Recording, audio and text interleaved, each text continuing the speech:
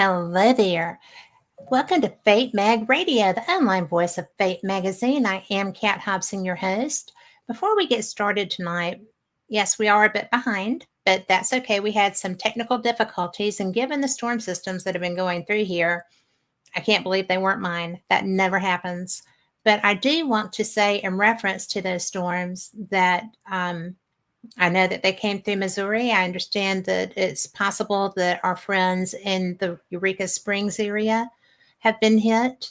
And if so, I hope that y'all are all okay. I hope everyone has just managed to hang on. I know that here in Alabama, I watched it coming through some communities where I have a lot of friends, and we didn't get it. It bypassed us. My neighbors lost some siding and stuff, but once it got past us, it got really bad. So my prayers for everybody who is trying to find their way towards their future, because it's a lot different than they thought it was going to be for this part of their life anyway.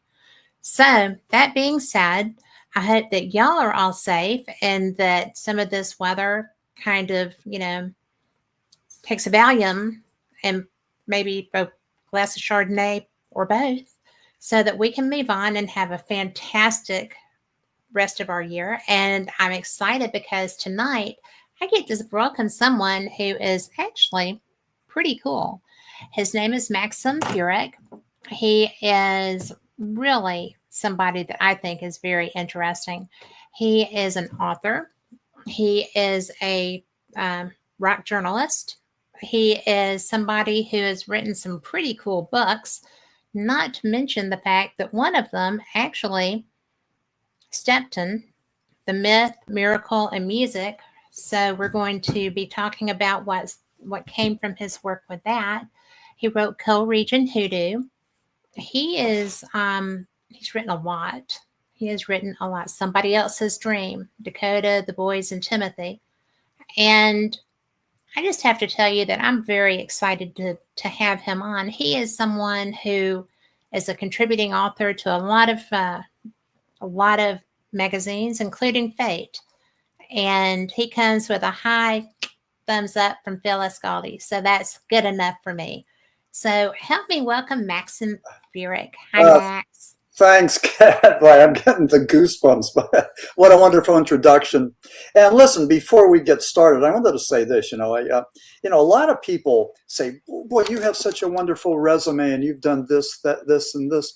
And I'm like everybody else. I mean, we all wear different hats. We've all had our ups and downs, our wins, our losses. All of that. I mean, I'm like everybody else, but I just happen to be. I have a love of rock and roll. As a baby boomer, I wrote books about rock and roll. I try to look at rock through a sociological lens, and that was what I did. But I'll tell you what, 9 years ago, 2016, I published Shepton, The Myth, Miracle, and Music. And I hope Phyllis Galdi is listening, because it was my article about Shepton that she published. Yeah. And it had to be 2018, I believe. And, they talk about a trifecta where, well, I didn't have a trifecta. I had 4 of them. What is that, a quadtrifecta? I don't know. We'll take it as a quad, yeah. Quadtrifecta. Okay, so anyway. Okay, so Fate Magazine published my article on Shepton. Susan Schweitek, the MUFON director from Virginia, invited me to Baltimore for a Fortean conference to talk about Shepton. The Mysterious Universe in Australia picked up on that and did a 90-minute program on Maxim Furek and Shepton. I mean, this is out of the blue. And then the last thing, the creme de la creme, as you say in Alabama, was that it was from the Skeptical Inquirer. You got to love those guys. And they had a really extensive article about Shepton, and they said that my book was the definitive book on Shepton. But then they said at the end, little piece, that because of Occam's razor, you got to introduce Occam's razor, that in cases that are very, supernatural, mystical, miraculous, whatever, you look for the most common explanation. And what they said was they relegated it to just hallucinations. And I say wrong, I say wrong. Yeah, in aspects of the paranormal, you don't look at the most common, basic explanation because it defies that. It's outside of the realm of science. It's something else. So, skeptical inquirer, and I'm trying to think, Joe Nichols, although he gave me a lot of ink, and I appreciate that, he was wrong. But whatever. That's that's what he does. He tries to debunk that. Well, I've run across people with that mindset and in that profession, and you know what? It's just like anything that they cannot find a way to make their color Kool-Aid. Occam's razor is handy. Yeah. And for things that are really unusual, you need an unusual amount of evidence. I get that. But sometimes, as you said, the paranormal doesn't play by those rules. Right. And all bets are off when it comes to weirdness. Yeah. And, I think the government had their own version of Occam's razor back in the early days of flying saucers. And it's biting them in the butt now. And J. Allen Hynek talked about that because he was a skeptic. He was a debunker. He was the go-to guy on Grunge, Sign, and Blue Book, all of those things. And towards the end of his career, Hynek had a change of heart. He had an epiphany. He said, wait a second. We are being disrespectful to these witnesses, these eyewitnesses that see things. And we typically say that they're either crazy, needy, neurotic. They're seeing, it's marsh gas, it's ducks, it's the Venus. And rather than saying, well, where were you when you saw that? Were there any trees or light poles, anything that could gauge the distance or the height? And he started to say that he and the scientific community was being disrespectful to those witnesses that saw things. And rather than doing the scientific method and getting that information, they were just castigating these people and putting them down. And that's why a lot of people refuse to come forward to say, hey, I see lights in the sky or I see orbs. So J. Allen Hynek is one of my heroes now. He came around. He did an about face. And I like exactly what he did so much for our craft. Well, I'll tell you that I was fortunate enough to meet his son and have a conversation with him at an event. And he was lecturing there too. And I mean, they had UFO Christmas tree ornaments. Okay. They had, he was not a disbeliever. And was he a hard nose about we've got to have this, that, or the other? Sure. It's his job to investigate it.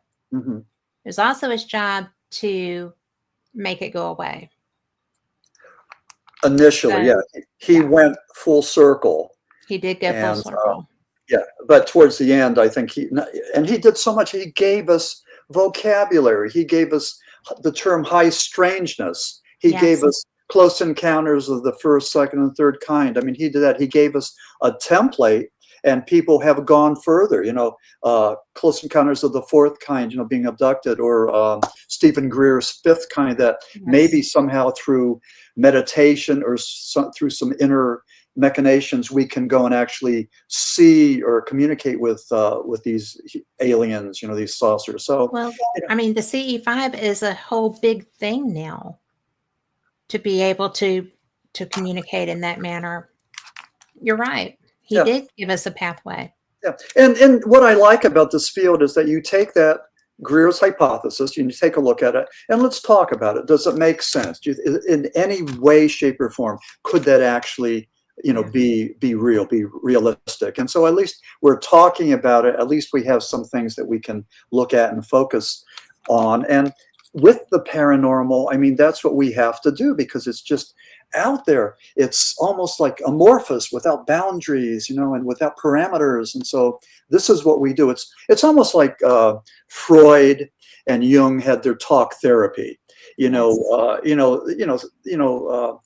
Mental illness, mental things could go and really consume us. But if you talk about it, you give it a beginning and end. You give it parameters, and it's this thing, and it's this thing that I'm dealing with that I can control. And even though I don't like it and I didn't start it, it's part of me. And but I can deal with it. I can handle that. So talk therapy. And I like to think that's what we're doing on these shows. We're just trying to chisel out parameters and dimensions, and like how big and how wide and how deep is this thing. So it's really kind of fun. Yes. So. And that's a great point. When I first started doing my initial show, Paranormal Experienced, it was so much fun because I covered everything. I covered cryptids, I covered UFOs, I covered ghosts, obviously, and every aspect of the paranormal realm. And I was fortunate because I didn't limit myself. And so I had Stanton Friedman on with me. Okay. Oh, yeah. Okay. And so he was the original civilian researcher of the Roswell crash. Exactly. And he had really astounding access because of his career as a physicist. He was a nuclear physicist. He helped with developing the atomic weapons and was involved in their testing and everything too. He was just a brilliant human being. Right. And the first time I interviewed him, I was expecting a scientist, a rigid scientist. I got a rigid scientist, one who believed through his education and investigation that UFOs are real and that activity has been occurring and that interaction has been occurring. So my mind was blown after that first interview. I had contacted Stan Freeman when I was doing research on the Philadelphia experiment, and he thought it was real. He sent me a letter, and I was also talking to William Moore at the time too. Mm-hmm. But the thing about Stanton Friedman is that, he's disrespected and unrecognized. He did so much groundwork for Roswell. And mm-hmm. when Charles Berlitz and William L. Moore wrote the Roswell incident, they pretty much left him out of that. He did so much of the interviews and the groundwork and everything. That he did all of the groundwork. Yeah, and then even with Moore and Jamie Shadera, whoever did the MJ12 mm-hmm. thing, Friedman was part of so much of this, and and then I think the last thing he did was with Betty and Barney Hill. He talked to maybe her granddaughter. It's her niece. Her niece was his co-researcher. Yeah. Okay. Kathleen Martin. So I think that was the last thing that he did. But yeah, he was just a great individual, and he did, and again, as you say, he approached it as a scientist, and mm-hmm. but was the first one to go out there to Roswell. I think it was 1978, and he was interviewing Jesse Marcel about mm-hmm. what Jesse saw, and pretty amazing stuff. It is pretty amazing stuff. And, it's funny because I went to Roswell for my first time last summer. And because my husband plays poker, and I was like, oh, I'm going to go take that tour. So that was fun. It was such a tourist thing to do. And, I got to the UFO center, I guess, where this little bookshop down mm-hmm. near Rachel. Mm-hmm. And so it was like, they didn't have any of his books there. Oh. And I'm like, how can you not have a Stanton Friedman book? Not even one here. And so I hope when I go the next time, because I decided I'm going to start doing that just to go and experience, because it's really interesting. Probably not every time I'm in Vegas, but just to check it out, because I'm going north next time. I'm taking the day tour up and going to the Arches. But it's just one of those things that you look around and it's like there's so much to know about this. And I was a little rinky-dink podcaster at the time out of Birmingham, Alabama, and I got to talk to everybody. But when I had Stanton Friedman on, and I interviewed him more than once, I interviewed him the Wednesday before he passed away. It was so amazing to be that girl on the horn with Stanton Friedman, and when we got to meet, it was just like, oh my gosh, we were like two runaway horse slaves. We were at Eureka Springs, Arkansas, and we just hung out in the merch room after he sold all his stuff and people were gone. We just hung out and talked. Yeah. And it was my favorite conference ever because of that. Oh, yeah. No, incredible individual. Yeah. When I went to Roswell, my wife and I would pick a state, and we would, and the state we decided to vacation at was New Mexico. So, we were going to go to Roswell, but they had a little thing in the newspaper, visit the Roswell UFO crash site. So we called the number and we met this person at the, an intersection. It might've been 8 o'clock, 9 o'clock in the morning. And it was really kind of like a little bit creepy, but anyway, the property belonged to a guy named Hub Korn, Hub Korn. And he said that when he bought the property, he was a sheep rancher. He didn't realize that was the crash site, but we went out there, and this was back, I forget what year it was, but it was before he had the paved roads and before it became very touristy. And he had a collection of posters for Roswell, and he gave us the first one. He opened up the packet and gave me the first one. So I had that framed. That's back in my home in Pennsylvania. But I would do that too. Yeah, that was a wonderful thing to do. And then when we were there, we met Walter Haut, who was the guy. He was the press secretary for the Army Air Force, it was called at the time. And he was one who put out the press release that the Army Air Force captured the disc. And then that changed real fast right after that. And they said, well, it wasn't a disc, it was a weather balloon. And then it might have been in 94, I forget when, they said, no, it was Project Mogul.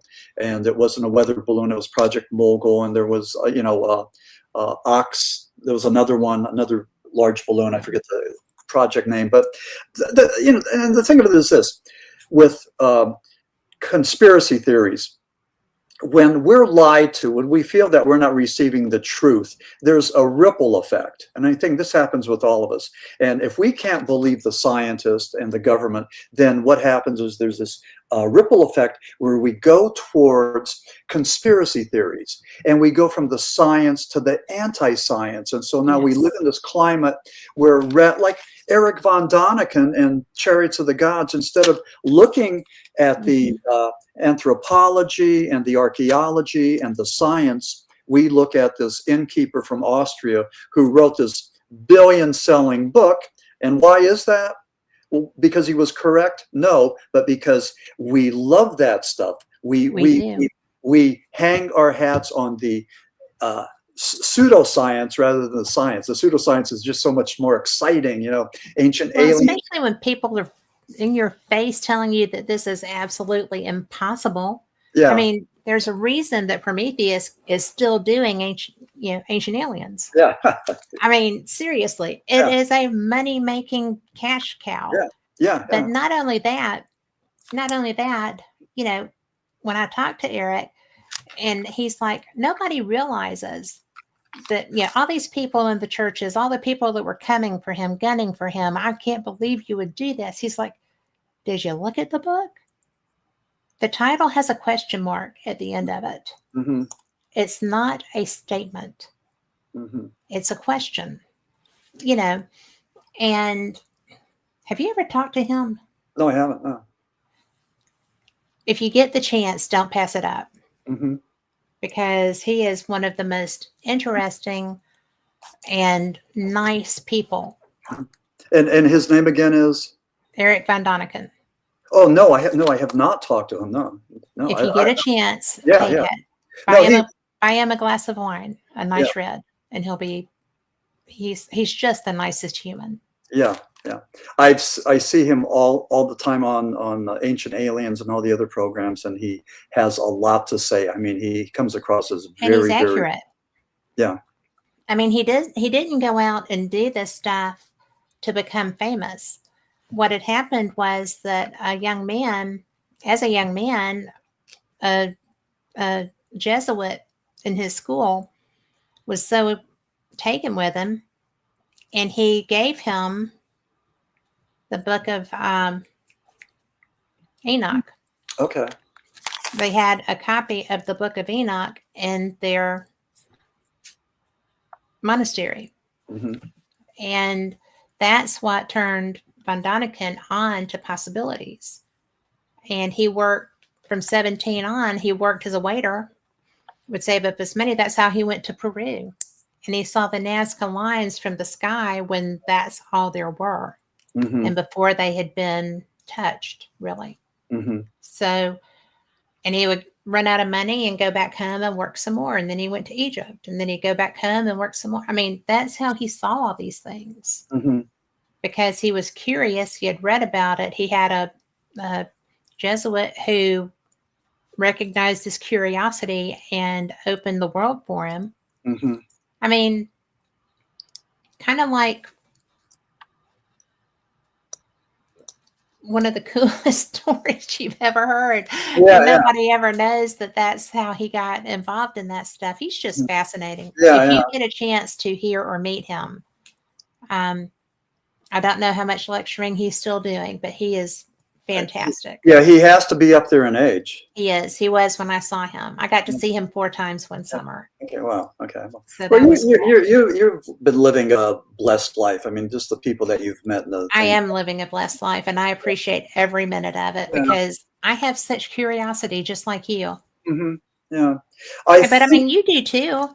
You have got such great stories, and you don't want to hear mine. I want to hear yours, but I do have a question for you in chat. Yeah, for sure. April is in chat. And by the way, hey, April.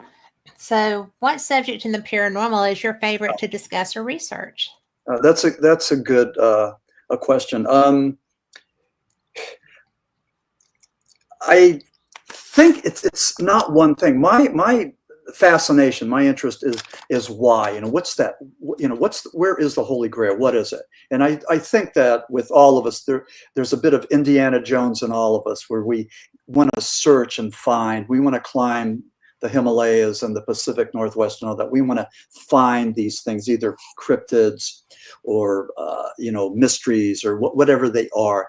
And that's what drives me. And I think it's, the reason that children are able to learn the piano and languages and everything, is because they have such an interest in the dinosaurs and all that, and they want to learn everything they can. And I just think that maybe, just maybe, at the core of me is that little boy curiosity of finding out more.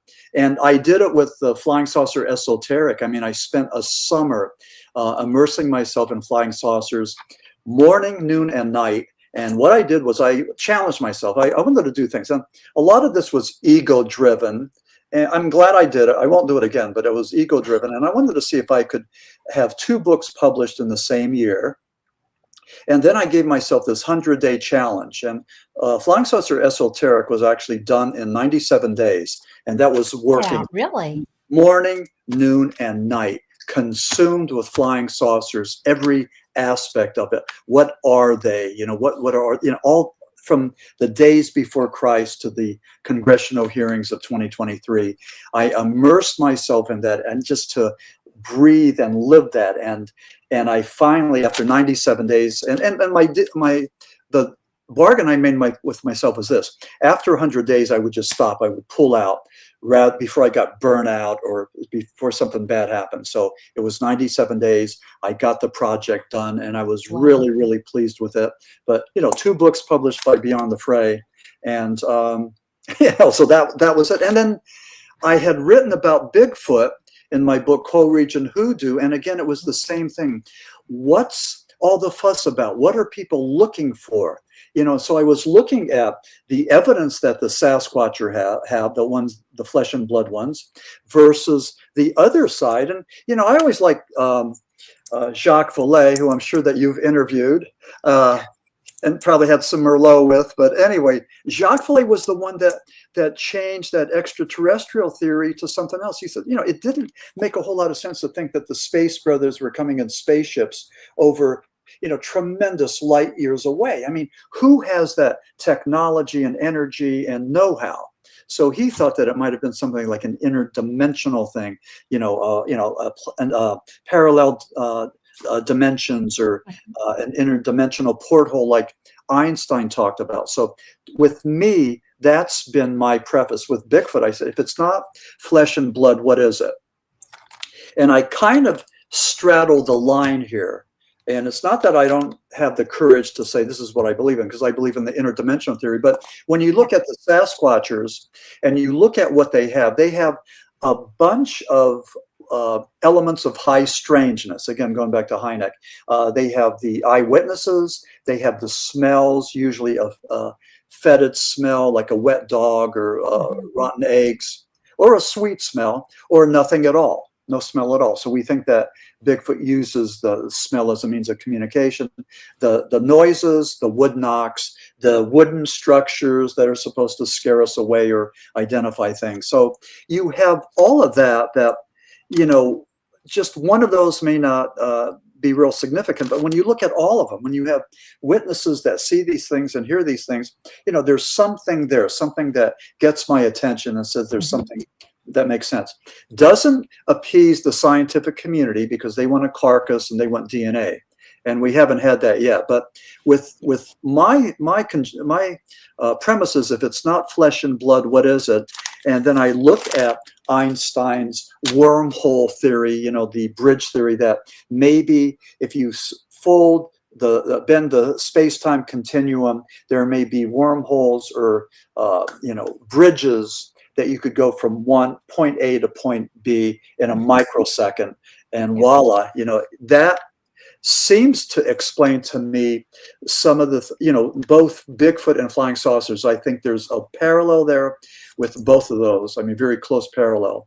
And even, we've talked about Bigfoot's bilocation or rapid transport, that you see them in front of you and then they're behind you. And just a lot of things. I just think that Bigfoot has psychic abilities.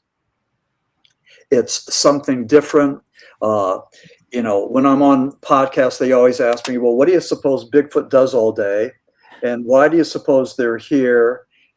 Or even with the aliens, why are they here? And they're great questions. I wish I had some answers. I have like everybody else, I have some theories, but you have to wonder why, because collective. Well, here's an example. About man, the state of man. Where we live down here in Florida, there's I live in a nice little area, little development, and the one guy from Michigan, he's a former General Motors person, and he belongs to travel clubs, and he's always going to either the Amazon or Ireland, or he just came back from Kathmandu. So he was up there in the Himalayas and all that. And I saw him the other day. I said, Jim, well, what was it like? I mean, how was it? And he talked about how beautiful it was and everything. And then he talked about the litter, the trash, and they call the Himalayas the largest landfill in the world, because all these nouveau riche from Asia and Europe and North America are going there and disrespecting the mountain and the countryside and just leaving litter there. Wow. And he saw that and he talked about that. And unfortunately, that was one of the not the high points, but one of the points, one of the aspects of this trip. But what's the point I'm trying to make? It's just that if the Space Brothers are here looking at them, I mean, what are they seeing? They're seeing a group of people that not only are we self-destructive and we have these bombs, I mean, all these countries that have the bombs that we could annihilate this earth so many times over, but we're disrespecting Mother Earth. I mean, we're not honoring the temple, we're not honoring the cradle, and that part is just so sad. Well, it is. We don't even honor our own bodies. Yeah, correct. Yeah.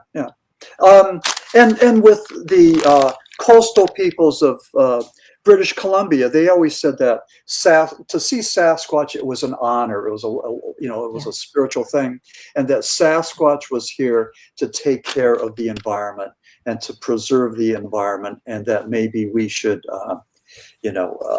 take a lesson from that. Yeah. That's actually a really great point, because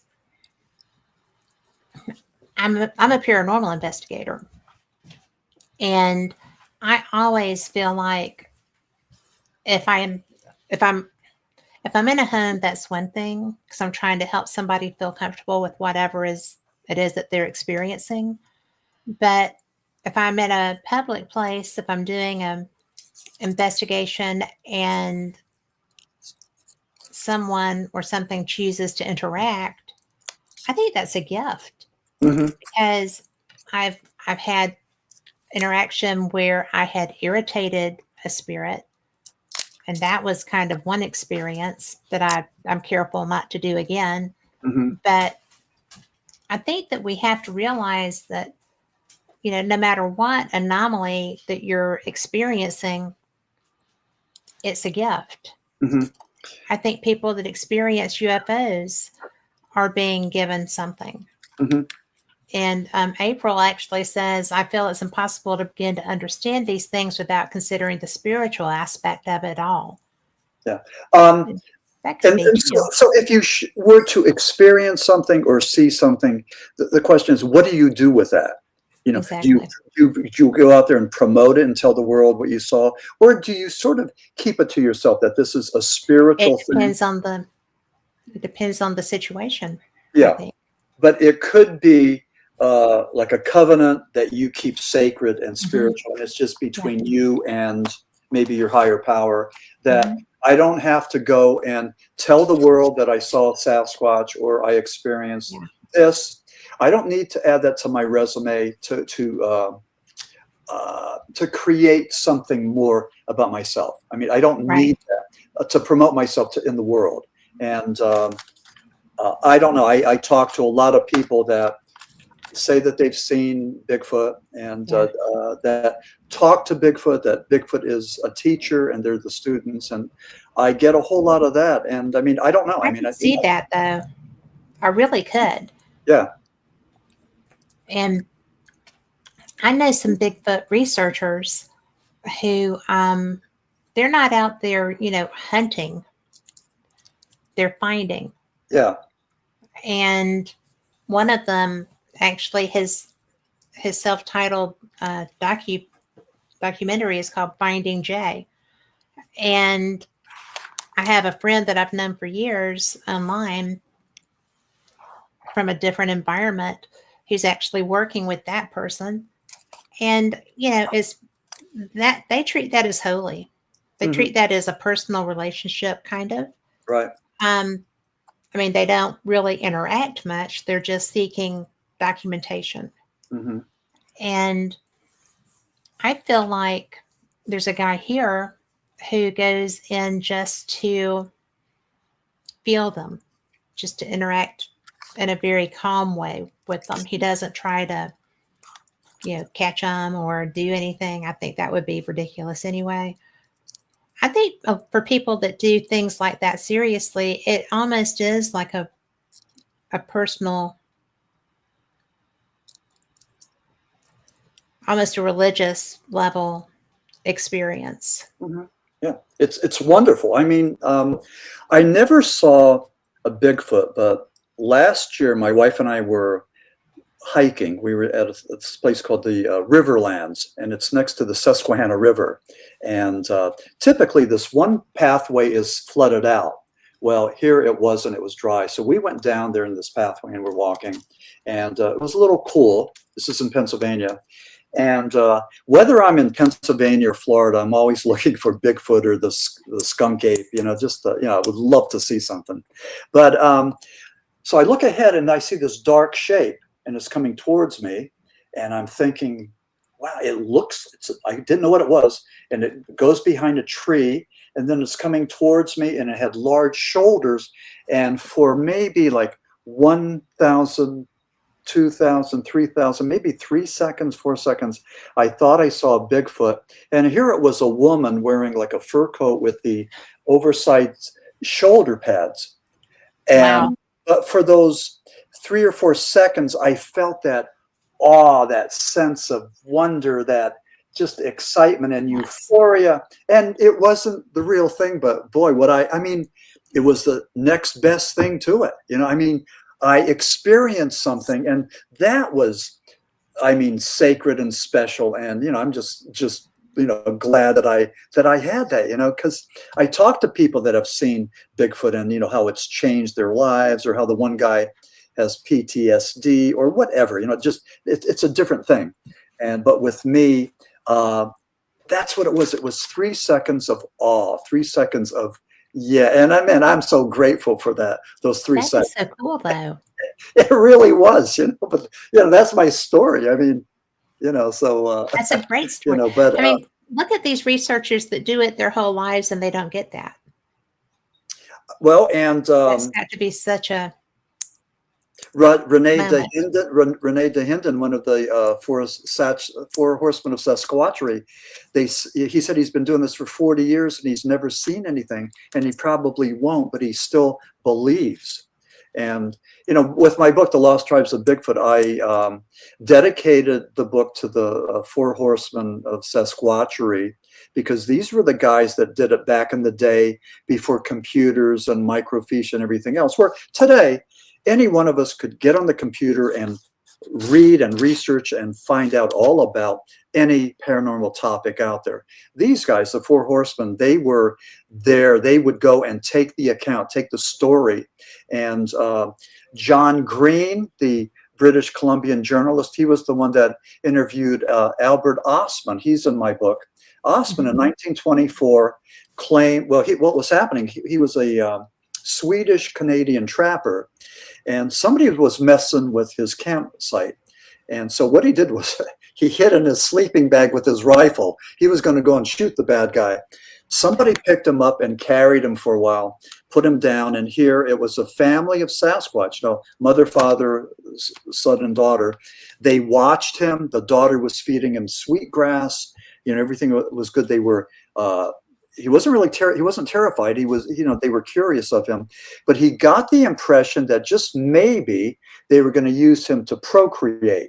So he started to get a little bit freaked out. He had, Oh my goodness. he had chewing tobacco, so he was able to entice the father Sasquatch to take the chewing tobacco. The Bigfoot got sick, and that Albert Ostman took off and went back home and made his way there. And then he didn't say anything. But then this was 1924. There started to be accounts of Sasquatch, you know, in the papers. And so he went at that point, this is years later, he went to talk to John Green, the journalist, and he gave him his story. And that was 1924. And then I think 1963, it might have been Betty and Barney Hill that had their abduction. And so it was 1924 with the Bigfoot abduction, maybe the only one I've ever heard of. And then though with Betty and Barney Hill, that just kicked off a whole plethora of abductions. And you had people like John Mack and Whitney Stryber and so many other people that got involved in this. And it became like another aspect of ufology. You know, it's just pretty amazing how, you know, and John Mack, being from Harvard, he was a pariah for a while because he was castigated by the scientific community because what he did certainly wasn't considered scientific. But anyway, that was a pretty interesting parallel between Albert Ostman and Betty and Barney Hill. And the other thing I do in my book when I compare Bigfoot with UFOs, in 1947, we first heard the word flying saucer when Kenneth Arnold saw those 9 shimmering discs, and the journalist made a mistake. Instead of saying flying disc, he said flying saucer. So that's the term we use. That was 1947. 1958, the Humboldt Times was writing about California's abominable snowman, and they used the word for the first time, Bigfoot. And what was interesting, well, and in both cases, thousands of people started to see UFOs. I mean, right after Kenneth Arnold, you had Roswell, and then tons of other ones. And then with Bigfoot, when the Humboldt Times had that article in the paper in 1958, they received thousands of letters, and it hit the wire services, and Bigfoot became big news internationally. I mean, like it was just kaboom. That was the kaboom moment Yes. with all of us. So pretty amazing. And Bigfoot hasn't gone away. All we did was we found out that this California's abominable snowman, Bigfoot, that was not new news. It had been around for thousands of years with the coastal peoples in British Columbia, Sasquatch. They had, songs and stories and totem poles and everything. They talked about this. So, Well, it's like the Native American lore of the Rockies. I mean, of the Smokies. You can't, if you're wandering through the Smoky Mountains, you can't throw a stick without hitting a Bigfoot cutout. Mm-hmm. They're here. People in this metro area have them in their yards. Periodically, you'll see one. Yeah, I know. Yeah. It's just like, that's different. Yeah. And with writing The Lost Tribes of Bigfoot, I mean, my question was why? What's the fascination? What are we looking for? What are we seeing? Why do we do this? And that's what I get into. And, it's... What's your take on it with the Bigfoot? Well, again, I think that it's, again, like I said, if it's not flesh and blood, what is it? And I just think it's interdimensional. I think it exists, but on another level. Why do you think there's such a fascination? Well, that's because we need to fill in the blanks. We need to find answers. We need balance and homeostasis. It's like during the drone hysteria of 2024. Yes. Everybody's looking up into the sky, looking at this Rorschach test and seeing something, And it wasn't so much aliens, but we were seeing maybe enemy craft from Russia or China or Iran. And just as in the previous year, we had all the air balloons from China. So there was a lot of anxiety and trepidation. There was a lot of fear. And there was uncertainty because two things. One, the Biden administration wasn't able to successfully articulate what we were seeing there. President-elect Donald Trump had his hand in it too, because he said that the government knew something and was withholding it from the public. So that added to the hysteria that there was a conspiracy to withhold information from us. And whenever that happens, whenever that happens, we get pissed off and we start looking for conspiracies and we get crazy. I mean, we're adults. Well, the drone thing was crazy. Yeah. And, one of the things I think that got people so furious, and these people are looking at them over their house. There's footage of them everywhere. I mean, over their house. Yeah. And they're being told, oh, you're crazy. Mm-hmm. They have footage. Mm-hmm. I mean, it's the same thing it's the same way that UFOs have always been treated. It's a personal problem. You're obviously having an episode. Yeah, exactly. Yeah. And but you've got too many people seeing those drones. And I actually did a show on those drones, and I spoke with someone who, very credible. I knew his background. I trusted his information, but yet the drones weren't just a U.S. thing. Correct. They were over our bases in England. Correct. And, there was activity in the Channel nearby where those drones were flying there. People had information. They were not crazy. The fact that the administration just completely disregarded anybody's concerns, told them that they were crazy, that wasn't what they were seeing. Mm-hmm. It's just like, well, if they're not drones, they're UFOs. Which one do you want it to be? Mm-hmm. Because we know we're seeing something. That was so mishandled. Oh, it really was. Mishandled. Yeah, it's and they should teach this in a communications class. They should. Not to do it. But, we had I forget, she was a representative from South Carolina. She was on the UFO committee, and she said she believed that they were extraterrestrial. And then we had the one podcast, he made drones. He claimed that, and you and I might have talked about this earlier at another phone conversation, but he said that terrorists stole a nuclear weapon from Ukraine and brought it to New Jersey, and the government had heat-seeking drones. They were looking for that radioactive signature, and he said that wow. what was No, we happening. didn't say that. That's cool. Yeah, so you had all of these elements, all of these ingredients that are percolating, and then pretty much everything went away. But I was interviewed by Simon. I think his last name is Bohm. He's from the UK. He has a podcast, and he was saying the same thing, that they were over there as well. So I don't know. It was. I mean, it's just crazy. Yeah, and when people wonder why we don't trust our government, yeah, we have Roswell. We had the experiences prior to Roswell. Roswell was like the third crash. Yeah. And, it's just, we pay these people, and they treat us like we're imbeciles. And that's so frustrating for a lot of Americans. And in this instance, I understand. I would have been so frustrated if that was over my house and they're telling me I'm not seeing that. Yeah. I forget the name of the committee or the report from maybe the 50s or late 40s that felt that we couldn't couldn't handle the truth. Yeah, couldn't handle the truth in case there were aliens there, that it would turn our society upside down, that it would destroy organized religion and all that, I don't know about that. I mean, we've had such a good dose of ancient aliens and the possibility that we're versed on this stuff now, right? So we can take that. We could take that, yes.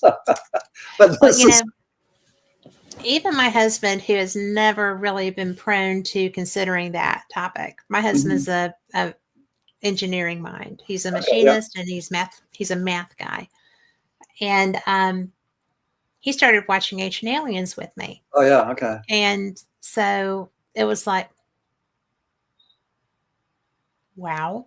Mm-hmm. And when they had that first Ancient Aliens convention, AlienCon, I applied for credentials because why not? Yeah. They let me come. So it was just like, holy cats, this is a whole different ball of wax. It was so cool.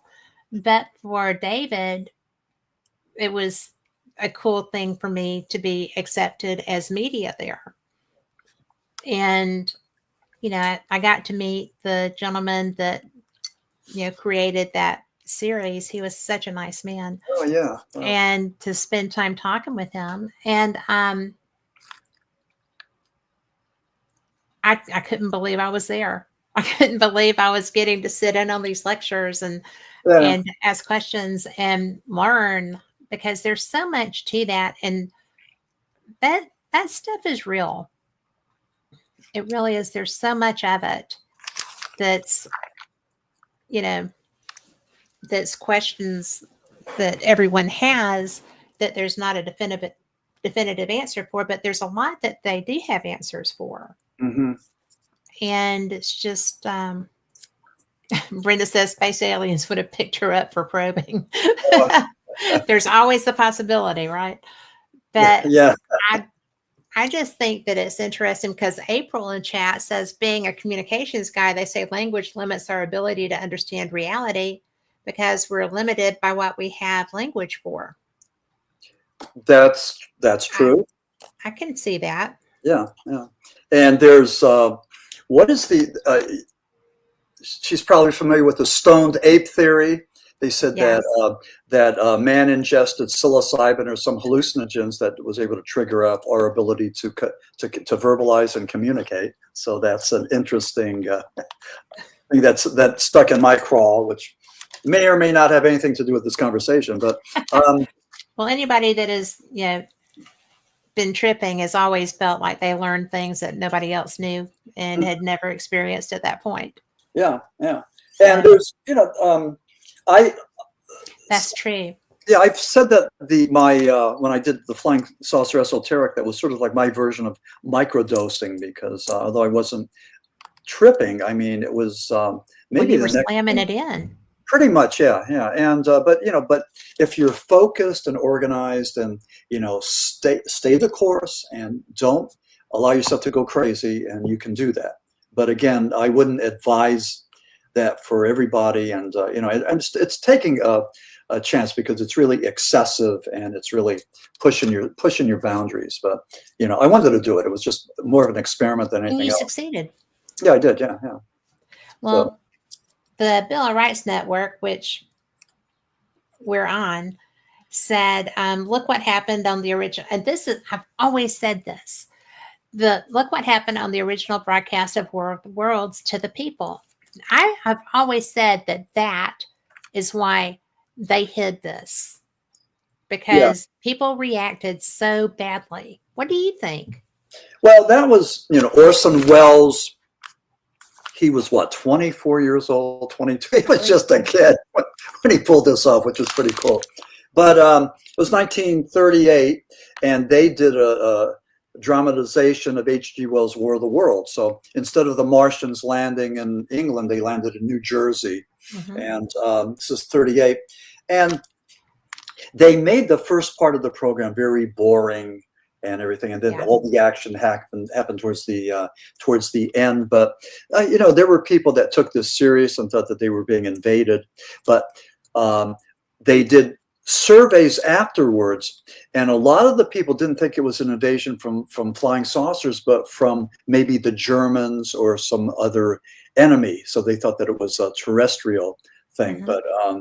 But there was Orson Welles was investigated. They wanted to know if he intentionally tried to incite, these riots. All the suicides. Yeah, yeah. I mean, there was that. Themselves during this. And then there was the war between newspapers and this new media called radio. Yeah. And so, the newspapers did everything they could to go and, criticize the radio for inciting these things. And they made, and they probably just put a pretty, dramatic spin on it. But the 1938, dramatization is just infamous. I mean, how it went down and what people thought, But and on that note, H.G. Wells, what a brilliant mind! I mean, to be able to all that stuff. I mean, as a kid, I read all of his stuff. I mean, War of the Worlds and Invisible Man and all that. I mean, just amazing. So, And that was before people were talking about spacecraft. Right.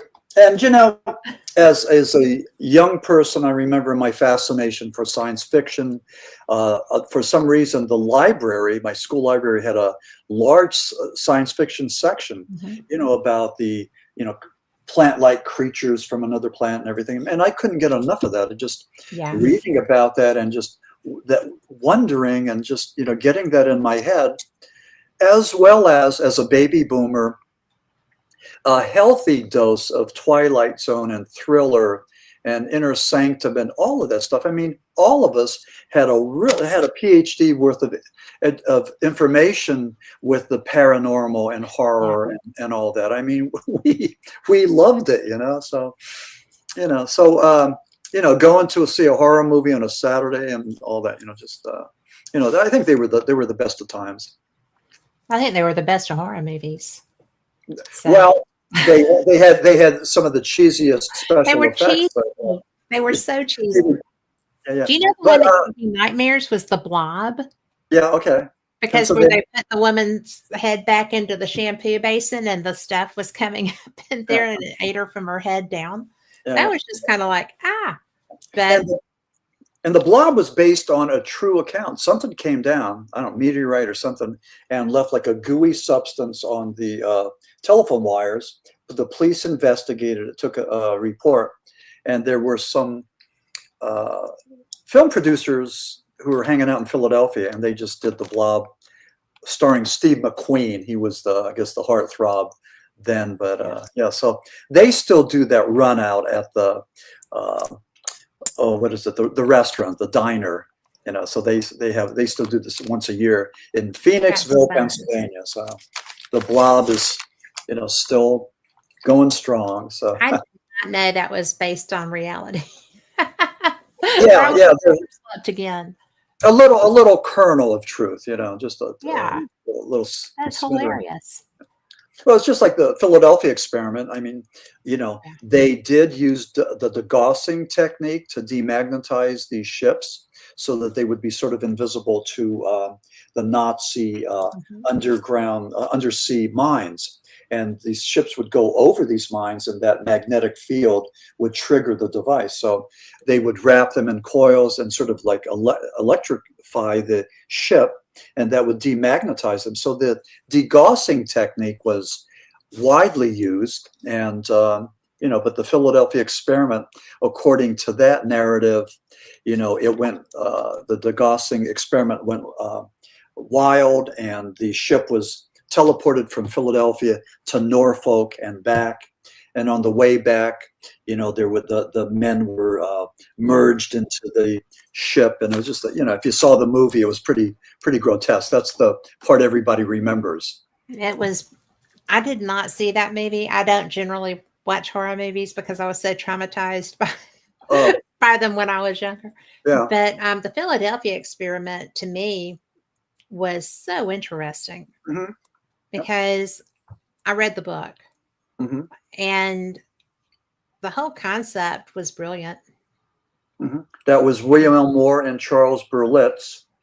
And when I was researching the Philadelphia experiment, I had contacted Stanton Friedman Mhm. and William L. Moore. And William Moore would type me. He was living in Burbank, but he would send me an answer on a sheet of paper. And then he would stuff the envelope with all of these advertisements for his mimeographed books and pages for like $3 or $10 or whatever. And he was a great promoter. And Yeah. we think that maybe William L. Moore was behind the MJ12 documents. And How that's, so? well, because Jamie Shandura, I think that's his name, Shandura, he was the film producer. And he was in his living room reading Variety magazine, and somebody threw something through his mailbox, and he thought it was William Moore that did it because he was going to have lunch with William Moore. And Moore said, "No, I don't know anything about it." So here, what it was a roll of film. So William Moore had the capability of developing that. So what it was I think it was 7 or 8 pages, maybe from Truman, indicating that there was a group of people, I think 12 men, called Majestic 12, and their job was to go and check on any crashed vehicles. So this was around the time of Roswell. And so they waited a while. They wanted to make sure and Stanton Friedman was involved in it. So Stanton Friedman, Jamie Shigura, and William L. Moore, and they waited a while. But in the interim, Shigura received a postcard from New Zealand, and it said something about going to Washington, D.C., where they had these archives. So they went there, and he found additional documents, talking about this. So they finally came out and revealed, this MJ12. And to this day, it's been very controversial whether or not it was an accurate thing that Truman was passing on to Eisenhower. But here's the thing, regardless of whether or not MJ12 was in actuality, we know that the government has some agency, some organization that's tasked for, looking at UFOs, for retrieving them. We know that they have, we talked about the Montauk Project, that here was an epicenter for time travel and mind control and all this other stuff. Well, maybe not in Montauk, but maybe someplace else. Maybe in Birmingham, Alabama, and maybe in Ocala, Florida, maybe all these other places. I did a presentation last year at a esoteric conference. The guy sitting next to me was from San Francisco. He worked for the military. He worked in remote viewing. And I wanted to pick his brain. I said, "What do you know?" He said, "Sorry, I can't tell you anything." So I'm just saying that with retrieving crash saucers. I'm sure the government has an agency for that, for remote viewing, for time travel, for mind control. We know about MK Ultra, the CIA's LSD experiments. I mean, you name it, they're doing it. And why? Well, if you can come up with it, they've been doing it. Yeah. I mean, yeah. Anything can be weaponized. Yeah. Including a human, which is MK Ultra. But, what gets me, because Stanton wrote a book on the Majestic 12. And, so I've been aware of that for a while. But when I started trying to research it, trying to find firsthand information is very difficult. I mean, it's almost impossible. Well, so, William Moore is off the grid. He's sort of like the pariah. Yeah. And I don't know. I mean, I've seen who's the other guy with the Avery that evidently gave him misinformation. Richard Doty. Are you familiar with him? I am. Yeah. And he's all over the internet. I mean, he comes across very convincing, and he's easy to get to know, and he just has, he's a perfect person for this. I mean, so evidently he got to William L. Moore. I mean, either William L. Moore was a part of this thing, or he was duped into it. So we don't know, but I don't know. There's so many unanswered questions there, and all slathered with government misinformation. So, well, that's why it gets so frustrating, because I know what I'm seeing is not firsthand information, so I'm not going to use that in any research that I'm trying to write about or something. And so I just go to sources like, I knew Stanton. I trust Stanton. I know his meticulous research. I know his mindset. So I trust his research. But there's so few people that I can say that about. And there's so many topics I'm curious about. Right. So when I start looking, I'm just kind of like, well, I don't know what to do with that. Well, we have a couple of whistleblowers. We had David Grush. Recently. Yeah, I've heard him lecture. Yeah. And we have Luis Elizondo. And I'm not sure what I think about him. Yeah, well, I don't know, but in let me see, July of 2023, and I knew exactly, I was at this public radio station doing an interview when Grush was being interviewed. And so we had a tape, but I was just riveted. But Grush, July of 2023, said that he knows where the bodies are. He knows where the crafts are. He said that he interviewed something like 40 people that were involved in reverse engineering these crafts. Some of them were injured, and he would reveal his sources at the right time.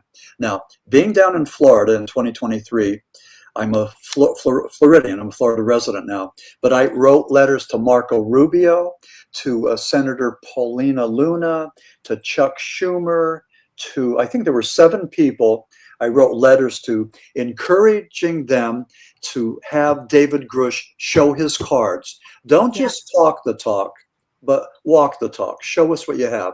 The only person that responded was Marco Rubio, who no longer is in the hi, Mark. Hi, Mark. Senator Marco Rubio is Secretary of State now. He's no longer in the UFO game, but I was hoping to have a correspondence with him. I was hoping to actually meet with him, but that didn't happen. But that was 2023. And then in 2024, they did it again under the guise of transparency and full disclosure. And again, they talked to Luis, but when he was in Pennsylvania, he was in Philadelphia charging $50 per head. And one of the things he showed in his PowerPoint was this craft from, I think it was Romania. It showed this flying saucer with a reflection from what looked like a chandelier, and he was called out on it. It was fake. So either his handlers or him gave him the wrong intel, or else he did it purposely. But anyway, his publisher came out and really used that to their advantage and thanked the public for being so scrutinizing and been able to determine that it was a fake, and how wonderful. So they were like applauding these people for finding him out. So I don't know, but some of these people that have worked in in military intelligence probably have things that know things that we don't know, and they know the language. When you listen to David Grush, he's amazing. He Yes. he talks a different language. I mean, I love it, but it's like when he talks about the crafts and the what do they call the biologics, whatever he calls The non-human biological. Yeah, those, so I mean, terms. I loved that line because Nancy Mace's face when that happened. Were you watching that hearing? Yeah. I mean, and she was like, because she didn't know what she was going to get. Don't ask a question you don't know the answer to, right? Yeah. And I'm sitting there and I'm watching that. First of all, I was at Contact in the Desert when that news broke. Okay. And I was in the air the day that first reporting came out. And I'm like, I cannot be on a plane all day. I'm sitting here with Heineck and, Dylan and all these people that I need to be talking to. I have to cancel my flight. And my husband's like, you have to come home. But I was so tripping out.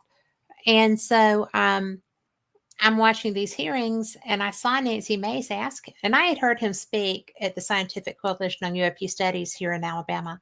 So I thought he was really cool. Mm-hmm. And when he was there speaking, and she said, do you have craft? We have craft. Do you have biologicals? We do have biologicals. And her face was priceless. And then she was like, are they human biologicals? And he says, they are not human biologicals. No. And that face moment was just like priceless, right? I know, yeah. And every face in that room was just like it, but I couldn't really pay attention to anybody but her at that moment because that disbelief and that, oh my God, what have I done thing. Yeah. Because it doesn't take much to put a smile on our face, huh? I mean, no, but I mean that can of worms was open right there. Mm-hmm. Because now, well, then who are they? Mm-hmm. Nobody has followed up with that. That's exactly my point. I mean, there has to be more. I mean, this is like this is 3 years. 4 years. Yeah. We're talking the talk. That's all we are. So. Yeah. But anyway, I would not have let them walk out of that room. Yeah. With Alexando, but what do you think? I mean, is he for real or what? I don't know because, again, I've heard him lecture, and I have friends that think that he hung the moon, and I have not. He's done very well from being Lou Elizondo. Yeah. In this capacity, right? He's done very well with that. Mm-hmm. And before he came out, he was hiding it just as hard as everybody else was.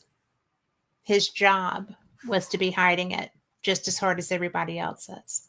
And I have a hard time when somebody comes from that role to being as public as he was with, is this just simply disinformation? Is this his job now? Is this still part of his job to be this? And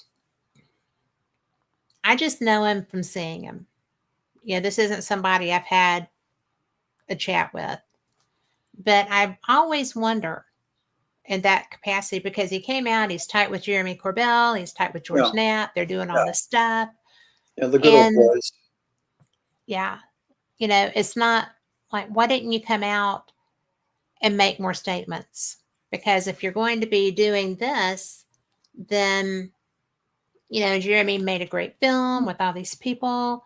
And a lot of them are my friends that are in that film. And I'm just like, but where is the definitive, put your name on this and say, this is it, and it's like, oh, they're still bound by their, classifications and stuff. I'm like, that's fine. But they're still taking a ride on this information, and yet Grush is not. Right? The young man who was Kevin Day, was the radar operator in the Nimitz group who saw this TikTok video. Well, he saw the fleet of Tic Tacs. Yeah. Because they came up on his radar. And he ostensibly is who notified his boss, who notified the commander that, we have this in the air. And then the pilots started having them interacting with them. And that's where the TikTok video came from. I think that was 2004. Yeah, okay. But Kevin Day was drummed out of the Navy when he wrote a book on it. And he has not been, he was an example. And it's really, I sit there and I see what happened with that. And then I see how other people are so elevated for what they're doing. It's really hard to know what to think. Yeah. What do you think? Well, first of all, I've seen saucers, and I was a radarman. I was a radarman aboard the USS Constellation. I was in the Vietnam War. Did you see them on your radar? I did. Cool beans. Okay. Yes. So anyway, in my introduction to Flying Saucer Esoteric, if I may, it's just a short. Please do. Okay. So the introduction: I have seen the saucers as a radarman serving aboard the aircraft carrier USS Constellation. That's CVA-64, attack carrier.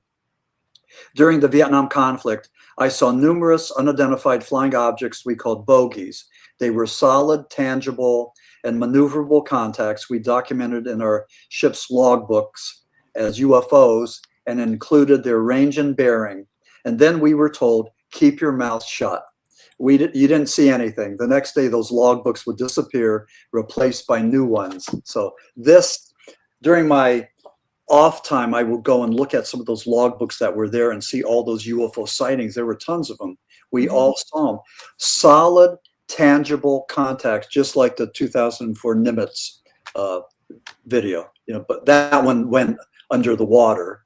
And that was when, let me see, in 2004, the Pentagon had changed UFOs to UAPs, unidentified aerial phenomenon. And then when this one went underwater, they changed it to unidentified anomalous phenomenon. So, but what you were just saying earlier about David Grush and all those folks, if it's about disinformation, if it's about shifting our focus over to here, then where are they trying to keep us away from? What's the prize? What's the thing that they don't want us to see? That's the same thing that nobody's wanted us to see since before War of the Worlds. For whatever reason, this is not something that we're supposed to be privy to. I don't know. But it's also like changing the vernacular, because going from UFO to UAP, it's not just so you're not tainted by UFO. It's so that decades from now, when somebody is researching UAP, an unidentified aerial phenomenon, well, that's what they're going to find.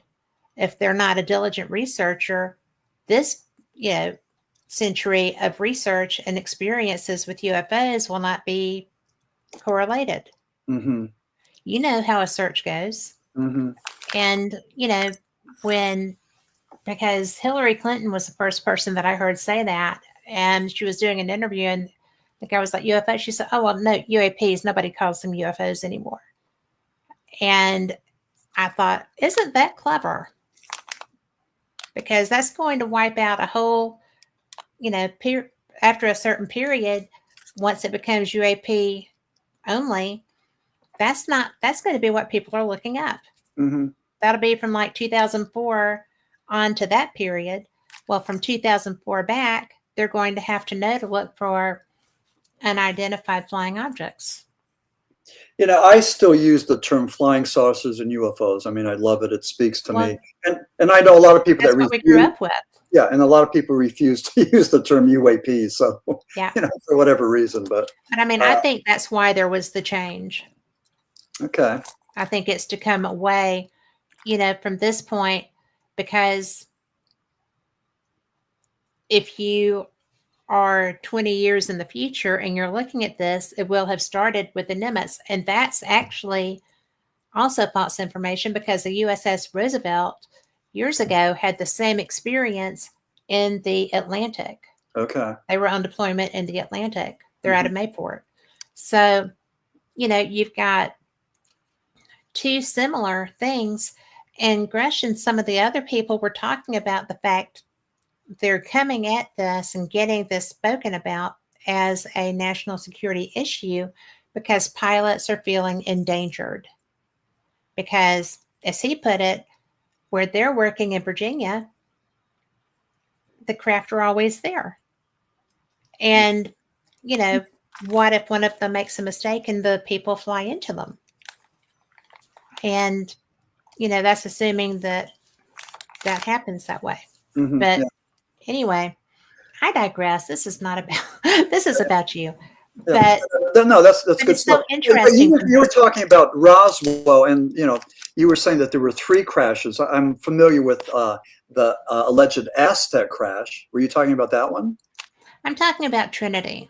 Trinity, okay.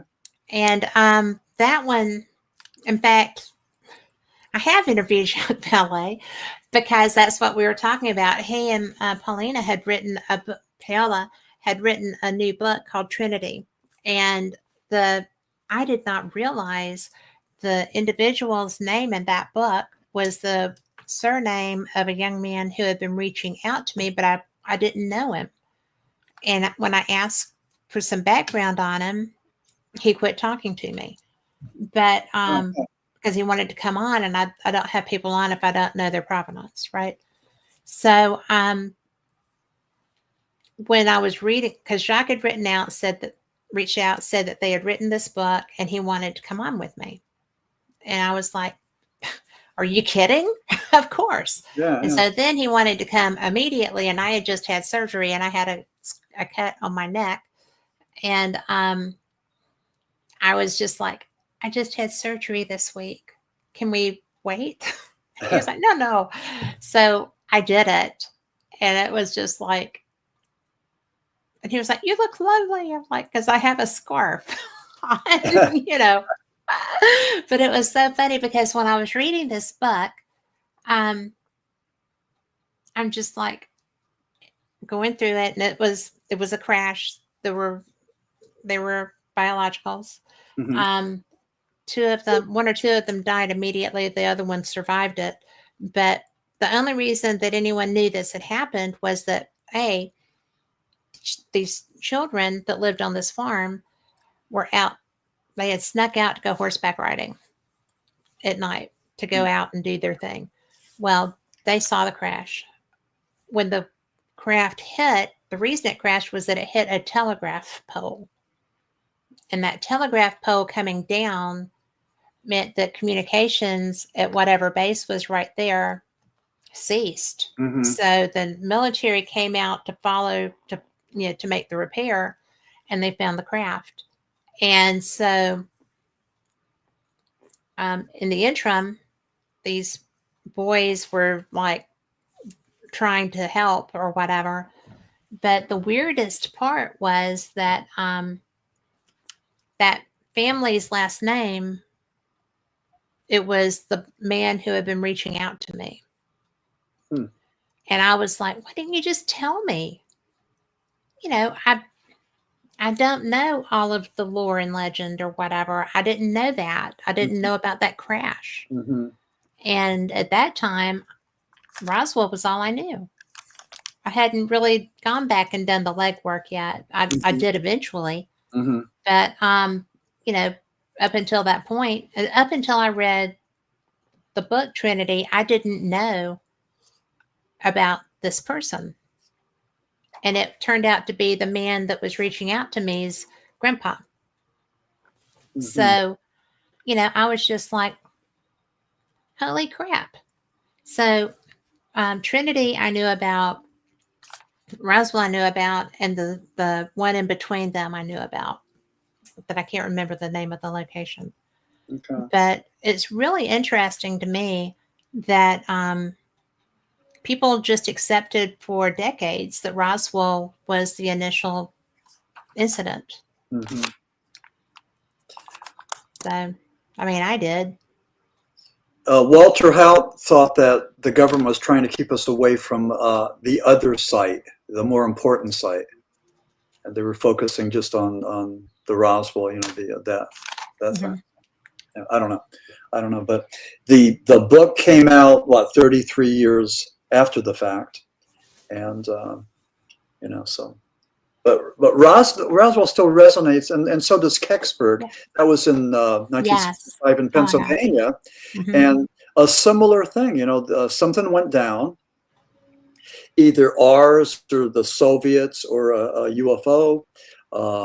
You know, so lately they're talking about the Nazi time traveling bell that went to Kecksburg. So that's the latest little wrinkle, a little part of the mythology. But in Kecksburg, you know, we call it the Pennsylvania's Roswell. Mm-hmm. But the military came in, and there was almost martial law. They brought in the trucks. They carted out this thing, though they kept chased people away, threatened them. You know, the men in black. I mean, all of that stuff. I mean, it's just bizarre. And so then they took away the stuff, and then with the Freedom of Information Act, Leslie Kean and so many people tried to get the goods, and they were either lost, you know, missing, or redacted. And they explained that, you know, a lot of the stuff was missing. So who knows? I mean, again, when you don't get the information, you know, we go to the conspiracy. I mean, almost immediately. And you know, they bank on that. Because if you're coming out and you've got these ideas and you don't have anything backing you up, then you're just a conspiracy theorist and they're just going, you know, they can just shrug you away. Yeah. And that's one of the things that I am so impressed. Linda Moulton Howe, to me, is brilliant. Mm-hmm. She's received Lifetime Achievement Awards for her research and tenacity, basically. Mm-hmm. And, you know, Keane also, you know, these are people that have approached it with journalistic standards and been shoved back. There's tons of people like that, but you know, they have stuck with it all this time. Mm-hmm. And Keane is really, she is so tenacious. Yeah, and what happened? What was interesting, because she got the red light or the green light to go ahead with this UFO story. Mm-hmm. Her and I think it was Ralph Goldblum, I believe. But anyway, they put together a series of articles about, you know, military pilots saying things, talking about them, and I think they helped jumpstart all of these congressional hearings. But I also think that maybe MUFON was working behind the scenes too, to encourage their representatives to go and do something. So, and I don't think they were taking credit for it, but I think they were doing some good work behind the scenes that we don't know about. So this is they have done good work behind the scenes for decades. Yeah. I mean, and they don't grandstand and take credit for it. So, you know, yeah. I'm pretty impressed. Well, really and truly, MUFON, they have approached this as scientifically as they could while still providing care and aid for experiencers. Mm-hmm. And for people that are pretty much, if you don't fill out the report form right, then you're going to be it's gone, you know. For them to be as detail oriented and still care for, I mean, they have an experiencer group that supports people who have had any type of interaction, and whether it's, you know, tough to talk about, whether it's something that you have a relationship with them, whatever, they support those individuals. And I think that's really important. I saw my first experiencer group at my first Contact in the Desert, and I didn't know what they were. I had no idea what it was, but they were it was just a very tight group, and I didn't infringe because I didn't know. I didn't want to be that person. Yeah. And then when I found out what that was, I spoke with a group leader and said, "Yeah, I'm here as media, but I've had experiences. I'd like to see what that's like, what that support is." Mhm. And so I just had to tuck my badge and go in as me. And it was so interesting because I've talked to experiencers who had bad moments, and I've talked to experiencers who have a relationship with their contacts. Mm-hmm. And so that to me is something that makes me go, well, I don't know quite what to do with this. When you were doing your work, you've done that, right? You've interacted with people that said they had experiences. Pretty much what I get, when people come up to me in confidence, they tell me pretty much it's two things. They tell me about orbs that they've seen and orbs that follow them. And they also talk about talking to dead people, specifically the relatives. So that's the two main things that I get. I know people that have seen Bigfoot. I have friends that have seen them, and they've told me about it. And and I've questioned them, and they've described their experience. And I think it's different with everybody how they respond to that. But it's just, I think that some people have a gift. They just have this gift of some sort of an extraordinary perception where they're attuned, either the right vibration or a level of awareness where they're attuned to some of these things, that they might see cryptids or might see flying saucers or entities, apparitions, whatever. But so I think that some people just have that ability. I think that we all might have that ability, but it takes work to discover it and to get to it, because we have all the white noise and all the 9 to 5, and I mean, we're busy living our lives, and it's just hard to go and get into that point where you just devote your time to prayer and meditation, where you get into that right state of mind and the right vibration, where you could tap into these powers that we have. I mean, we can do it, but it takes a work. It's a career, and you can't be doing, Fate magazine, radio, and I can't be writing paranormal books, if I want to attain that level. So I think that's how it works. But that's just, some people just are gifted and they have that ability. And, I know the one guy that his whole family sees things. It's not just him. So there's something. Really? Yeah. So, alien craft. And, he tells me about it, and he believes that, his family has a special sense, a special ability. So, but I don't know. But again, another theory, another way to try to figure out what's going on, and to put a label on it, like Hynek did. And I think that maybe that's what we do. We look at these things, we discuss them, and then just try to put them into a little slot, a little category, and say it fits here, and keep it there until something better comes along and we could make more sense of it. But that to me, I think that's the most fascinating part of what we do here. Being a I love being a paranormal author. Just for all those right reasons of the adventure and the excitement and the intrigue and all that. I mean, it's just great, and just to meet people and for them to share their stories with me, and and they always incorrectly think that I'm in possession of this invaluable information that they don't have, that I know things that they don't have. And it's and that's not true, but I mean, it's just amazing that and it's almost like when you introduced me about my resume, again, everybody has their story to tell. Everybody wears their hats. Everybody has, I mean, I could just see, Kat, your autobiography. I mean, man, the people you met on your journey, and just one question. I mean, if you did write your autobiography, what would you call it? My paranormal adventures. Okay, yeah, yeah. So, I don't really know, because I was a paranormal investigator Mm-hmm. and loved that.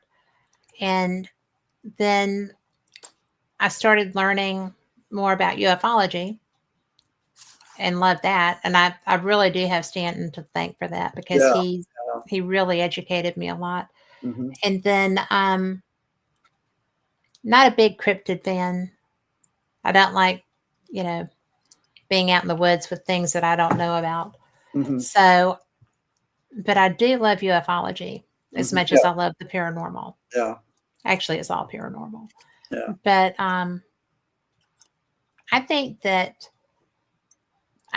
one of the things that I like the best, and that I would always include if I were to be discussing fate, is that I get to talk to people like you and like Stanton, Mm-hmm. and that I have all these resources available to me, and that I get to go and meet people that are interesting to me and to my listeners.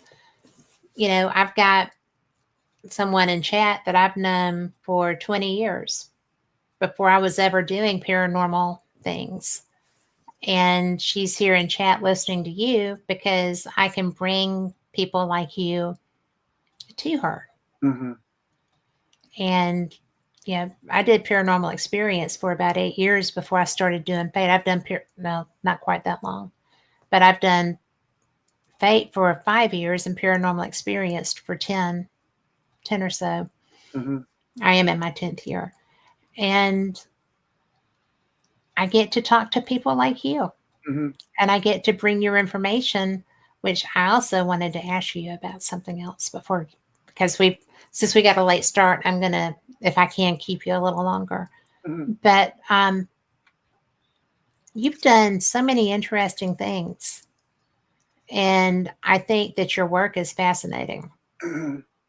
And not because it's rock and roll, not because it's any of that stuff, but because you're interested.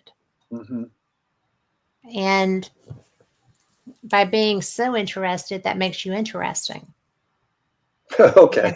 Right? I mean, because what you care about, you bring to the front and you make it alive for other people. Mm-hmm. And that's my job, is to go and find people like you so that you can bring it to life for my listeners.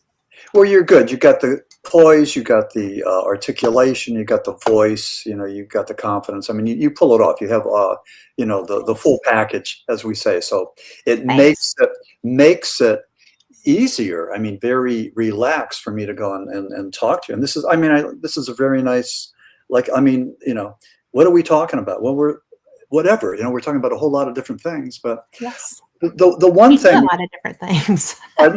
You do a lot of different things. But one thing I wanted to say that we haven't talked about, but I want to bring this up. I'm a former psychologist, and I was in charge of a drug and alcohol program. Mm-hmm. So I sort of hooked up with the Pennsylvania Department of Drug and Alcohol Programs, and I was doing trainings, anti-drug trainings.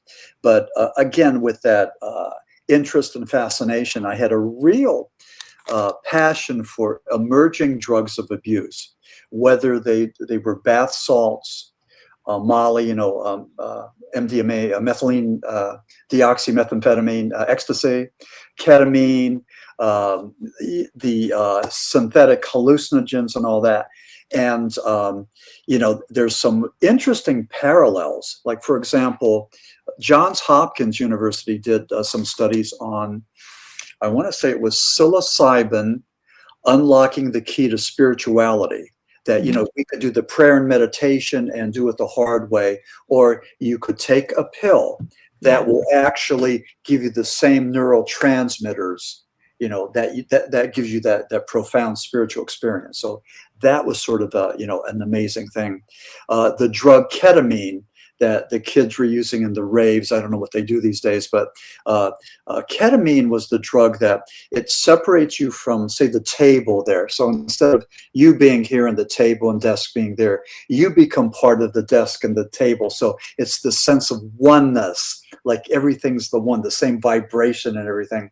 Similar to ecstasy, Molly, that you're flooded with the serotonin, that feel-good drug. And so you want to be part of everything, just like this euphoric thing. So these drugs bring us to a state, almost like a paranormal state, that we can attain. And again, I'm not doing a pro-drug lecture. I'm just saying that you can do that with drugs. And another thing too, here's another thing. Why do we have a receptor site specifically for THC, for marijuana? And some Israeli researchers found that. So there's a receptor site, that we have that the THC, marijuana, locks into.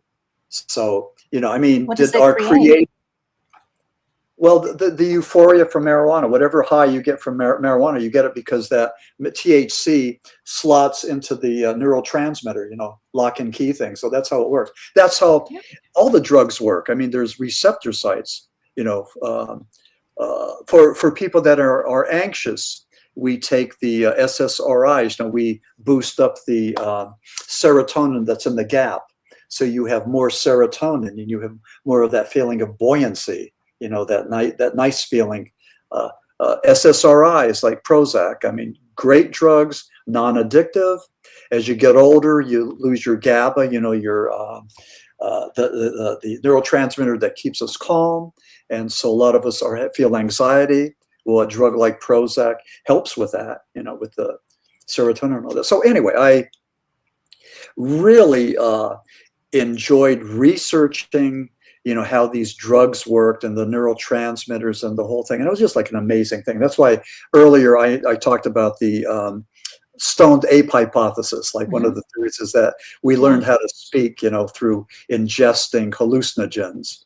And even I had one of my mentors said that a lot of these things in the Bible, like the burning bush and Noah getting the 10 commandments, were hallucinogenic experiences. These guys were ingesting some wicked thing in the desert, and they were like tripping out, and so that's what they saw. But sounds like a trip. Yeah, well, yeah. I mean, it does. Yeah. So, but who knows? It's a theory, and it's that drug theory, but. For a while, I think I was very, for a while, like maybe for a couple of years, I was, research on these new emerging drugs of abuse. And I would, do programs on them and stay on top of it. And so anyway, I don't do that anymore. But, I just had such a fascination for that because it's interesting and it's just a fascinating thing, so. So that's, I think my drive and my, what makes me tick. I think I get excited about things and, whether it's flying saucers or Bigfoot. But I ultimately want to make a contribution to the field. I want my research to be able to say, say something and say, this is, what I believe. And but it's a great journey. And, none of us know what the destination is, but, but it's a journey, and you meet people there, and, you have your ups and downs, and you have your guardian angels, and you have people that say, and all you need, like people like you to say, you know what, you're doing good. You're heading in the right direction. That's all we need. That's all we need. Just that little bump, that little bit of support, And in what you were doing with that field, you were also seeing how much people needed that. That's one of the things. I do not have a background in that. I have a lot of friends that have dealt with addictions. Yeah, me too. And so, and it always fascinated me because a lot of my friends used to love tripping. That was their thing to do on a weekend. And I'm like, But what if you have a bad one? Yeah. What if this goes awry and I'm with you and I don't know what to do with that? Yeah. And, I don't mind driving as long as you're not crazy trying to kill someone. Yeah. But what if you flip, But I know a lot of people who I don't really see a difference between weed and beer. I really don't. I mean, if you're going to be able to do one legally, you should be able to do the other legally. Yeah. Right. Yeah. But I'm very weird about things like that. If we're adults, then leave it alone. But the tripping thing, I have experienced it. I have seen it. I think it's a really great way to open your mind. Mhm. I do think that I did it. I experienced it. I was done because I'm a control freak, or I was then much more than I am now. But because so much of my life was out of my control. Mhm. So I think it's a lot of fun to understand that some of the things that my friends saw when they were tripping, when that part of their brain was activated, Mhm. was fascinating to me. I had one that was sitting there speaking to Moses for the whole night. And I'm like, but are you though? But are you really? Because what's he got to say? Yeah. Yeah. My back in the day when I experimented, my drugs of choice were the hallucinogens. So, LSD, mescaline, all that. And the scientists got it wrong. I mean, LSD does not destroy chromosomes. It doesn't make, the fetus, mentally ill or any of that. All it does is LSD would titillate the part of the brain responsible for perception. So you might hear colors and see sound, Yes, I know that. dysphoria. Friends of mine were doing that. Yeah, this dysphoria. So that's pretty much what that would be. There's a trend now for the microdosing where you take a tiny little bit of LSD every day, but maybe that works for some people. Pardon? What does that do? Well, I'm not sure. I mean, I don't do it, and I won't do it. Oh no, but I didn't know if you had researched that. Yeah, well, what I know about it is that it's supposed to go and trigger some sort of creativity, that they get into I could see that. And they're using medication. But then you could use something like, back in the old days, the speed made you sort of like raggedy, jittery and all that. They have a new one called modafinil. And a lot of these guys that are writing computer programs, they might do modafinil because it's very smooth. They could stay up for 3 days and get the job done. So, so you could do things through drugs, but, I no longer do that. But right. But I mean, it's interesting because there's stuff out there now I've never even heard of. Yeah, right. Yeah. Yeah. Like that. Yeah, like modafinil. Yeah. Yeah. And that's the new go-to pill for jet pilots, that have to fly for a long time, just to keeps them alert, awake, sharp, focused. It's better than the old methamphetamine. So, but the one thing I discovered, there's a thing called back home, the art of floating. And it's a sensory deprivation device that was developed by John Lilly, who experimented with LSD. And what you do, and I've done this about maybe, I don't know, 6, 7 times, but, you take off your clothes, you get into this little capsule, and initially you're claustrophobic. There's about 1.5 foot of Epsom salts. Yes. Body temperature, you put the plugs in your ears, you close the door, take a deep breath and find your center, and you just float there. Salt soaks. And your body, you float. You can't drown. I mean, I tried. Yeah. And what you do is your brain goes through like alpha, theta, whatever. It goes through the different. It does. I've done that. Yeah. And it's awesome. I mean, and every time I do it, it's different. It's different. So my best friend came down to Gulf Shores, and there's a float spa there. Yeah. Okay. Good. Said, we've got to go, and I'm like, I don't think so. Yeah. Well, it was the bomb. It's like being in the womb. Yeah. Were you claustrophobic at first? Yes. Yeah. Okay. And then you fought that and you got through it. And well, they have music playing through the water, so that was Oh, okay. okay. Yeah. Okay. I I'm a didn't have the music music. person. Yeah. Okay. I didn't have the music, but yeah, it's great. I mean, like I think it's a great experience. And then you come out there and you just have tea. And then the young lady there talks poetry and philosophy. And it's I just like, didn't get that, I but know, that you that know, would be it's like, that would be the perfect. I You know, know, it's so cool. So, I mean, it's really a perfect thing, So anyway, but yeah. I So had that's heard of this, but it's basically a sensory deprivation chamber. yeah, exactly. Yeah, yeah. So So if you're deprived of the stimuli, your brain creates things. So and it depends on what you see. But it's very pleasurable, and I highly. But it's a means of getting high. It's a means of an altered state of consciousness without drugs. So what could be I better than love that? that. Yeah, yeah. So And John Lilly did that. So well, we need to write him a card. yeah. Uh, uh, But I love this side of what you do. I really do, because I I grew up in the I graduated from high school in '80, okay. and so there were a lot of drugs around at that point. Not as much as when my parents were coming through, but different kinds. Hmm. Because girls were taking diet pills.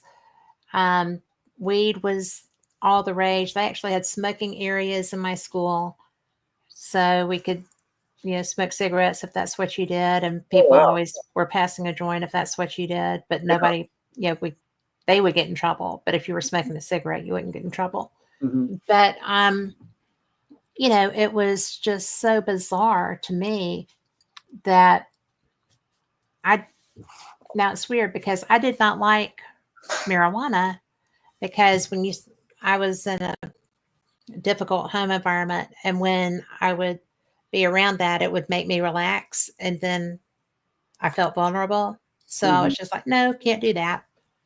But it's weird how different drugs have different effects on people. What was the most amazing thing when you were doing that work to you? What struck you as so odd? With drugs, with Yeah, addiction. relevant to the drugs and the addiction choices, maybe. Well, I don't know how to answer that, but I'll say this. I think that every one of us, you mentioned something about a challenging upbringing. Well, join the Well, club. sure, everybody does. Yeah, exactly. Yeah. So we deal with the trauma, the childhood trauma, and you try to find a way through that, and make sense of it, Yeah. and be good with that. But I think all of us deal with issues of mental illness, cancer, and addiction. And there may be more, maybe all three, but families deal with that. I mean, that's like the troika, and Yeah. so that's a given. Yeah. I think with trauma, when you're a little kid and bad things happen, you can't fight or run away. All you could do is nip and get into the fetal position. So you're powerless. And if that you retain that trauma as an adult, then I mean, you may do maladaptive things to cover it over, to try to get rid of it and ignore it. And it takes so much energy just to say things like "it never happened," "it Yeah. didn't happen," when it did happen. And I'll tell you what, one of the things I did was there's a guy named John Bradshaw, and John Bradshaw used to be on public TV, and he had all these mobiles. And this is when the black and white TV, and like in a family structure, if you get one thing out of whack, the other thing will compensate. Well, Yeah. John Bradshaw was in the area. I think I paid $199 for 3 days with John Bradshaw. And I thought he was going to do this didactic presentation, like, here's my stuff and all this. So Friday night I went there, and I was the first in line with my John Bradshaw books to have him sign them. And he talked about the inner child, that we're the only ones who can protect our inner child. Nobody else can. You can't, and nobody else. Only I can do that. Take care of that young child, that little child. Saturday morning, we had to go to it was at the country Country Cupboard. That's what it was. It was like a resort center. And Saturday we got there, and they had circles there, chairs, like 6 chairs in a circle. So you had to pick your circle. So I sat there, and here it was going to be this deep, intensive psychotherapy thing. I didn't know what I signed up for. I didn't sign up for that. I signed up just for a classroom. So here I am in the circle. Oh my. Me, this guy, and it must have been 4 women. And all these women had been dealing with sexual trauma that happened 40 years earlier. They're still dealing with this. And I remember the one thing, and I could share this, the worst thing that ever happened to me was, we were watching TV. There's my mother, father, sister, and brother. My brother was the youngest one. He was the favorite child. And he's messing with me. So what I did was I ducked, and he flew over me and hit the deck. And I guess he got got the breath knocked out of him. But my dad went into a rage and really knocked the crap out of me. So I made this pact, I'm going to hate my dad forever. So anyway, when I was in John Bradshaw's group, I talked about that, when dad really whooped me further than he really had to.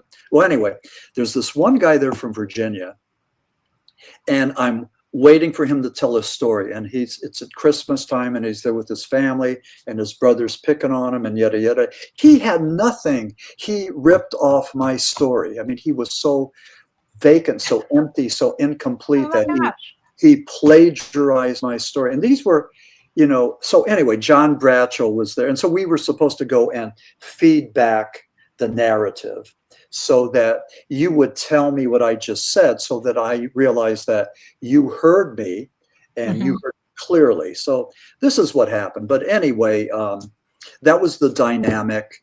I came back home. I was in a purple bubble for 3 days. I mean, it was a good experience. And I talked my one friend into doing something similar, and to get some therapy. But I didn't go looking for the psychotherapy, but I mean, I just sort of walked into it, blindly. But I'm glad I did it. But that with trauma, if you want to deal with childhood trauma or trauma from your past, you could do it, but you need to do it with a trusted other, and not with a novice. And then if you're going to open up that wound, you better be ready to close it. Yes. Because but with trauma, and I'll stop here, but with trauma, somebody's been traumatized, typically a counselor will get in there and say, listen, you didn't cause this, you're safe now, it's not going to happen again, and you're good. And with all of us, whatever that trauma is, it's almost like here it is, and it's maybe part of me, it's part of my resume, but it's over here. It's not going to bother me. I can handle it, and all that. And with the talk therapy, we give it boundaries. We give it a beginning and end, and there it is. It's not this big omnivore. It's this tiny little thing. It's a little gnat. It's a nuisance. It's a nuisance, and we all have those. And we all come from trauma, and and some of us deal with it in a healthy, adaptive way, and others use maladaptive ways: drugs, alcohol, sex, shopping, eating, you name it. Not the paranormal, but all the other stuff. So well, I'll tell you that one of the best things I ever did was go and see a counselor who had counseled my whole family back when I was younger. Oh, wow. Okay. And so when I just thought, I'm getting rid of all of this, I don't want this. So I called up and I went and scheduled a session, went and talked a bit for a while when I needed to. And he sent me away. He was like, you're the only person in your family who has ever finished your therapy. You don't need me anymore. And I was like, shouldn't I be the one to say that? Yeah. And he was like, no. He's like, you've done what you need to do. You're who you are. You're a pretty awesome person, I think. So you're done. You don't need me. Yeah. Well, and I was like, Yeah, what a wonderful endorsement. You know, it was weird. I didn't Mhm. know anybody that ever finished therapy. Yeah. But it was fun, and it was very validating because yeah, I was still young, but Yeah. it was just kind of like, well, I must not be as jacked up as I thought I was, Yeah, right? yeah. And It was cool. for your listeners, if there's anybody out there dealing with anxiety or depression or whatever, you know, there are counselors, there's There are. treatment, there's, you know, for mental health, and we all deal with it. So, you know, get some help and talk to somebody, you know, either a trusted other or a professional, and, you know, live your best life. I mean, there's no need to be Yeah. suffering and to deal with that pain when it can be cured, it could be helped, it could be resolved. So, you know, And you can't carry it around inside of you because it just grows. yeah, it's like a cancer. It's just, yeah. Yeah. So don't do that. So anyway, but yeah. So, and I'm not a real doctor. So I don't even play one on TV, so yeah, there's yeah, that. right. But Yeah. So, you know, but I have just enjoyed you so much. yeah, oh, you're a wonderful person. I really appreciate this, and I didn't know if this was ever going to come about, but I'm glad that Oh, it did. please. It was such a good connection. Yeah, and But again, uh, not to be redundant, but you know, my whole pathway into the paranormal. I mean, I really have to thank Phyllis Galdi and Fate magazine for publishing that article on Shepton that kicked it off, and that was like maybe I don't know, 9 years ago. Uh, and, you know, we didn't even talk about that experience, so you're going to have to come back oh, I'd love to, yeah, and but because that's a fascinating story in and of its own right. ab- And absolutely. I mean, you know, things happen for a reason. I mean, it's not luck. It's not, you know, it's none it's of not. that. It's, you know, it's meant to be. And you know, so I do want to say this. I'll be going to Western Pennsylvania. I'll be going to Butler, Pennsylvania on April the 26th. I'm going to be presenting at the Butler Paranormal Conference, and also the latest issue of Fate magazine has my article on Chestnut Ridge, and Chestnut Ridge is the infamous three-county area out there in Western Pennsylvania that has more Bigfoot and UFO sightings connected together, Bigfoot and UFOs. I mean, more than any other place. It's just that's where the Kecksburg UFO landed and crashed in '65. It's a bizarre place. It's a 100-mile stretch from Pittsburgh down to West Virginia, or West Virginia, and that's one other thing, when they shot Silence of the Lambs with Buffalo Bill, you know, the ghoulie, the evil guy, the cannibal. He was making a jacket out of human skin. When they shot this, they shot it in Fayette County, Pennsylvania. That's Chestnut Ridge. So, Oh my. yes, how about that? So that's interesting.